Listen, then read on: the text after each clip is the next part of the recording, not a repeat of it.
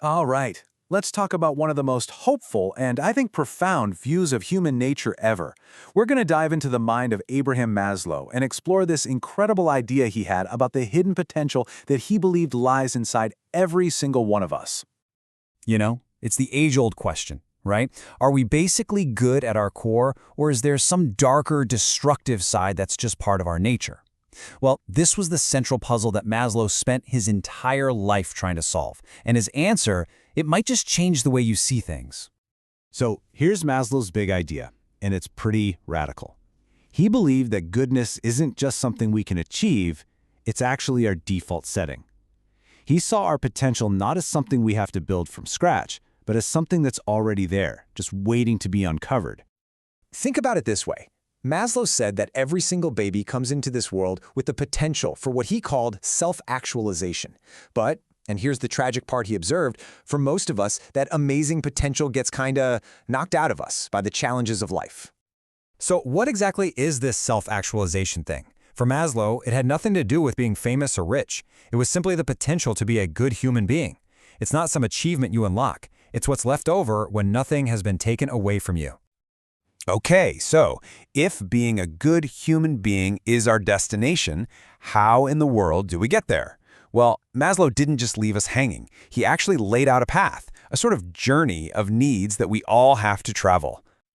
Maslow's idea was that before we can even think about becoming our best selves, we have to take care of some more fundamental needs first.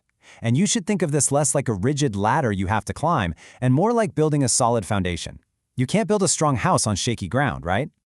So the path starts with the absolute basics, our physiological and safety needs, food, water, feeling secure. Once that's covered, we start looking for love and a sense of belonging.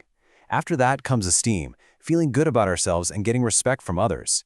And it's only when that entire foundation is secure that we can really start focusing on self-actualization. But here's where it gets really mind-blowing. Maslow believed that our higher needs, our deep-seated desire for things like truth, love, beauty, and justice, are just as instinctual to our nature as hunger or aggression. These aren't just nice-to-haves, they are an essential part of what it means to be human. Now this all sounds wonderful, but it brings up a pretty obvious question. If we're all built for this kind of greatness, why isn't the world just full of these amazing, self-actualized people? Maslow had a very clear answer for that.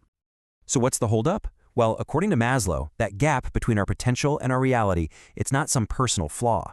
It's because our journey gets interrupted. When we don't end up becoming fully human, it's not because there's something inherently wrong with us. It's because a roadblock popped up on our path. A lower-level need got blocked. We get stuck trying to find safety or love or respect, and our whole forward journey just stalls out. This perspective even explains his view on evil. Maslow argued that evil isn't some intrinsic part of who we are. Instead, he saw destructive behaviors, cheating, lying, violence, as stemming from the frustration of our basic needs not being met.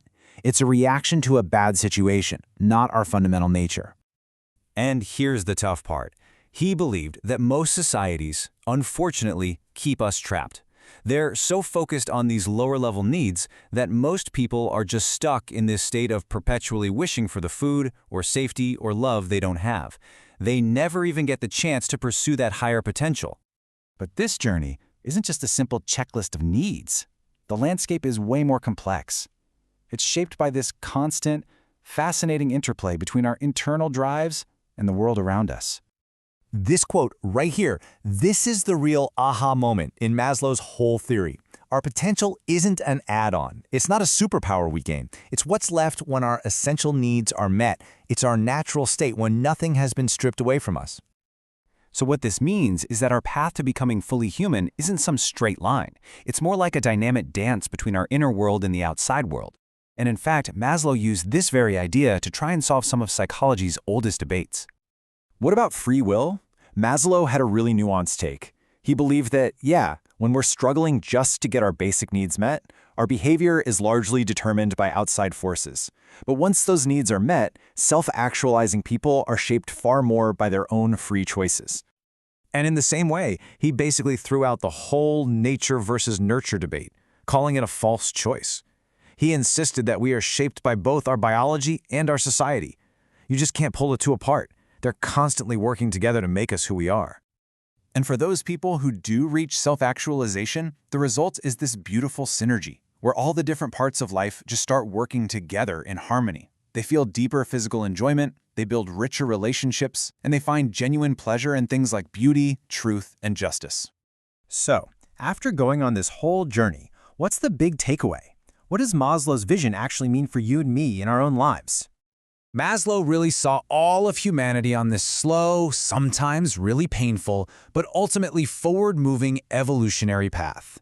We are a species that is literally in the process of becoming more and more fully human, slowly inching our way toward our highest potential.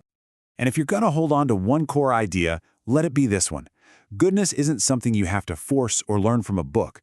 According to Maslow, it's our natural state. It's who we are when the world finally gives us the chance to be. So that really brings us to a final and pretty personal question. If your true nature is to be good and creative and fully human, what roadblocks might be standing on your path? And maybe more importantly, what's the very first tiny step you could take to start clearing them away?